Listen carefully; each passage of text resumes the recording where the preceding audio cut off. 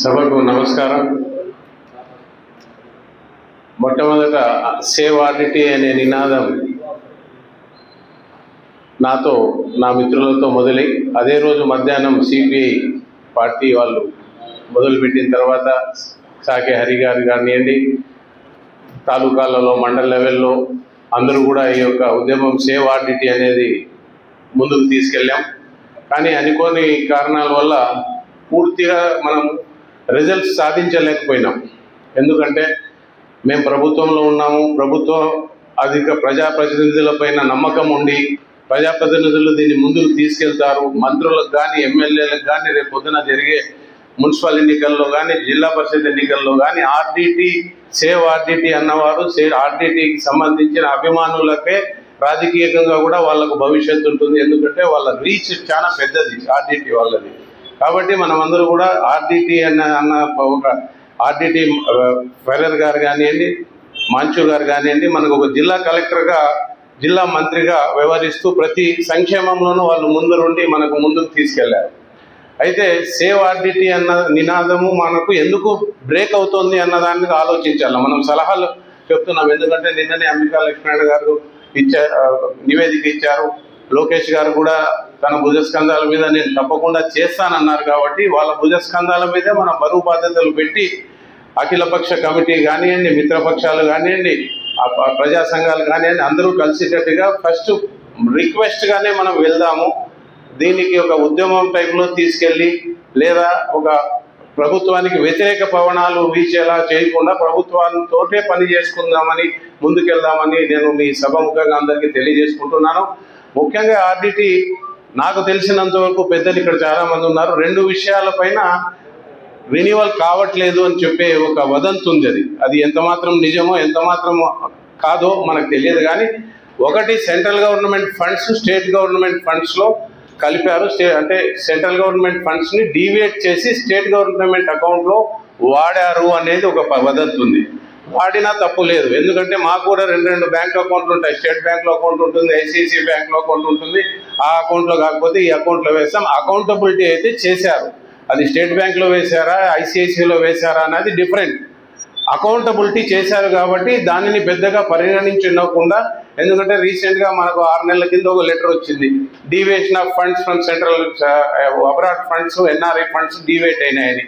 So deviate అయినంత మాత్రాన accountability తీసుకున్నారు కాబట్టి దానిని పెద్దగా తప్పుగా భావించకూడదని ఒకటి. రెండవది, ఎక్కడో మతం మార్పిడి చేశారు. ఎందుకంటే మనము ఈరోజు పూర్తిగా మనము డిస్కషన్ చేసుకోవాలి. మత మార్పిడి చేశారు అనే ఎక్కడో చేశారు అనేది కూడా ఒక కారణంగా చూపెడుతున్నారు. నేను కూడా ఒక ముతవల్లిగా ఉన్నా, 4 మసీదులకు ముతవల్లిగా ఉన్నా, రాష్ట్ర ముతవల్లి అధ్యక్షులుగా ఉన్నా. నేను కూడా హిందుత్వాన్ని కానీ క్రిస్టియనిజం కానీ వాస్తు కానీ ప్రతి ఒక్కది ఉన్నా నేర్చుకున్నామని నేను హిందూ ఫ్రెండ్స్తో. నా స్నేహితులు ఎంతోమంది పెళ్లిళ్ళు పోయినప్పుడు ఏమైంది నీకు సంబంధం అంటే మేము నామదారోళ్ళు, వాళ్ళు మోడోళ్ళు, అందుకే పెళ్లి కుదరలేదు అన్న రోజులు ఉన్నాయి మాకు గతంలో. ఈరోజు నామదారోళ్ళు మోడోళ్ళు అనేది చూడడంలా. రెడ్లు కమ్మలలో పెళ్లి చేసుకోరు, బల్జోళ్ళు రెడ్లలో పెళ్లి చేసుకోరు అనేది కూడా మా కులంలోనే మేము పెళ్లి చేసుకోవాలన్న రోజులు ఉన్నాయి. ఈరోజు ఇదే కేంద్ర మంత్రులు, ఇదే రాష్ట్ర మంత్రులు, ఇదే అన్ని పార్టీల వాళ్ళు ఎంతోమంది ఇంటర్ క్యాస్ట్ మ్యారేజీలు చేసుకున్నారు. కేంద్రంలో ఉన్నారు, రాష్ట్రంలో ఉన్నారు, మన ఇళ్లలో ఉన్నారు, మన వార్డులలో ఉన్నారు, ఇంటర్ క్యాస్ట్ మ్యారేజ్ చేసుకున్నారు. ఈరోజు పేరెంట్స్ కూడా మన పిల్లలు సంతోషంగా ఉంటే చాలు అనే రకంగా మన సొసైటీ డెవలప్ అయింది. కాబట్టి 1-2 తప్పులు జరిగి మత మార్పిడి చేసినా కూడా ఈ సమయంలో ఏదైనా జరిగినా 1-2 తప్పులు చేసిన మాంచు ఫెరర్ ఆర్డిటీ సంస్థ ద్వారాగా మేమందరూ కూడా ఎవరైతే తప్పైంది అని అన్నారో వాళ్ళ క్షమాపణ కోరుతున్నామని చెప్పి ఈ సభాముఖంగా తెలియజేసుకుంటూ, ఈ 2 తప్పులు కాక ఇంకా మిగతా ఏమన్నా తప్పులు ఉంటే సొల్యూషన్ చూడాలంటే ఇప్పుడు ఏదైనా తప్పు చేస్తే ఎంక్వైరీ వేస్తారు. ఎంక్వైరీ వేశారా? సస్పెండ్ చేశారా? లేదు. జాయింట్ అకౌంట్ ఆపరేటెడ్ బై జిల్లా కలెక్టర్ లేదా స్పెషల్ ఆఫీసర్, ఐఏఎస్ ఆఫీసర్ని ఈ ఆర్డిటీ సంస్థ యొక్క అకౌంట్స్ని కానీ దినచర్యలు కానీ నడపడానికి ఒక స్పెషల్ ఆఫీసర్ వేసి ఏమన్నా మీరు ప్రయత్నం చేశారా?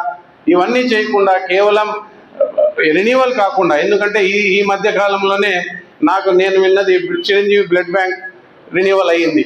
దాంతోపాటు అనేకమైన సొసైటీలు రెన్యూవల్ అయినాయి.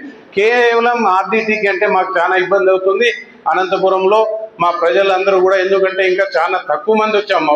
ఆ పిలుపు అదే మంచు ఫెర్రర్ గారి పిలుపు అయితే ఎంతమంది వస్తారు అనేది మనకు తెలుసు. కానీ వాళ్ళు కూడా మన ప్రభుత్వానికి వ్యతిరేకతగా వెళ్ళకూడదు, సామరస్యంగా శాంతియుతంగా మనము రెన్యువల్ చేసుకోవాలనే ఉద్దేశంతోనే మంచు ఫెర్రర్ గారు కూడా ప్రభుత్వానికి అనుకూలంగా, ప్రజలకు అనుకూలంగా, శాంతియుతంగా పోవాలనే ఉద్దేశంతోనే ఈ యొక్క ఉద్యమము మనం ఇంతటితో, ఎందుకంటే అతనికి ఏమైనా ఇబ్బంది అవుతుందేమో అనే రకంగా మనము ముందుకు ఎక్కువ ఉద్ధృత చేయని ఉద్దేశంతో నేను మీ సభాముఖంగా తెలియజేసుకుంటున్నాను. అలాగే రంగారెడ్డి అన్న గారు చెప్పినట్లు ఒక కమిటీ ముఖ్యమంత్రి గారిని లేదా దానికి సంబంధిత కేంద్ర మంత్రులను కానీ కలిస్తే బాగుంటుంది.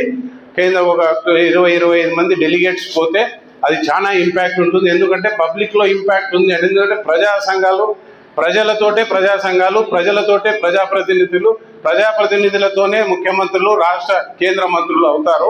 కాబట్టి ఈ యొక్క డిస్కషన్ ఇక్కడితో ఆపకుండా కంటిన్యూషన్ చేయాలని. ఎందుకంటే సిపిఐ వాళ్ళు చేశారు, మళ్ళా బ్రేక్ అయింది, సాకేహారీ చేశారు, బ్రేక్ అయింది, షకీల్ చెప్పి చేశారు, బ్రేక్ అయింది అనుకుండా ఇది కంటిన్యూటీ చేయాలా. కంటిన్యూటీ చేసే ప్రోగ్రామ్ ఒక ఫిక్స్ చేసి ఈ యొక్క సమస్యను త్వరితగతిలో మనము పరిష్కారం చేసుకుంటామని ఆశిస్తూ ఈ అవకాశం ఇచ్చిన పెద్దలందరికీ ధన్యవాదాలు తెలియజేస్తున్నాను.